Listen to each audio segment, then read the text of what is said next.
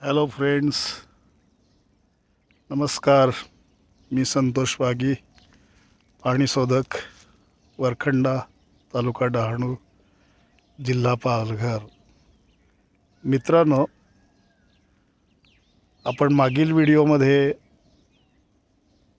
पाहिलं होतं पाणी शोधताना कोणकोणत्या पद्धती वापरतात याविषयी आपण पाहिलेलं होतं. अनेक जण पाणी शोधत असताना नारळाचा वापर करत असतात. त्याच्यानंतर एल रोडचा वापर करत असतात.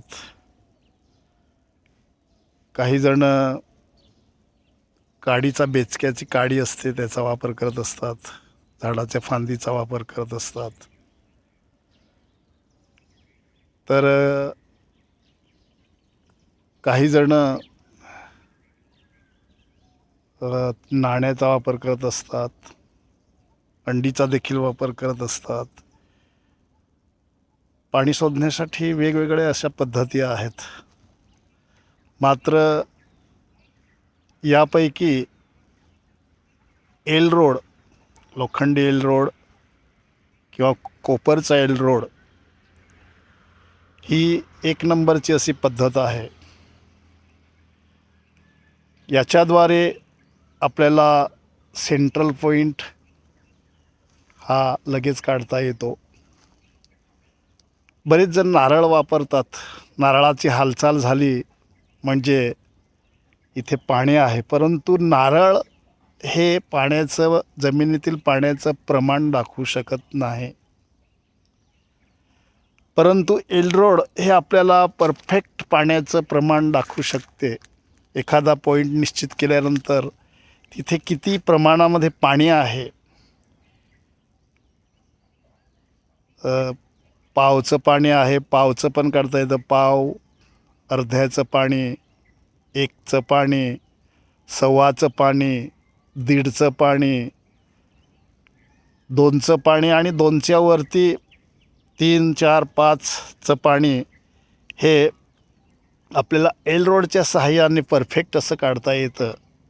नारळ कधी कधी काय असतं की अर्ध्याचं पाणी असेल, वर पाणी असेल, तिथे पण नारळ उठतो. त्यामुळे नारळावरून आपल्याला परफेक्ट असा सेंट्रल पॉईंट किंवा किती प्रमाणामध्ये पाणी आहे हे काढता येत नाही. म्हणून कधीकधी नारळ आपल्याला फसवतो. आपण म्हणतो की नारळाच्या सहाय्याने चेक केलं होतं पण पाणी काही लागलं नाही असं म्हणतो.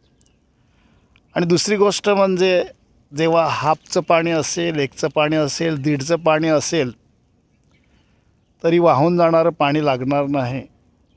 कारण काय असतं की आताच्या ज्या गाड्या आहेत, म्हणजे बोरवेलच्या गाड्या आहेत, हायड्रॉलिक असल्यामुळे भयंकर असा प्रेशर असतो आणि या प्रेशरमुळे अर्ध्याचं जे पाणी आहे तर तुम्हाला कधीकधी ओलावा पण मिळणार नाही, बघायला मिळणार नाही. एकचं पाणी असेल, एकच्या पाण्याचा देखील कधीकधी ओलावा येत नाही, एवढा प्रेशर असतो, प्रेशरच्या गाड्या असतात.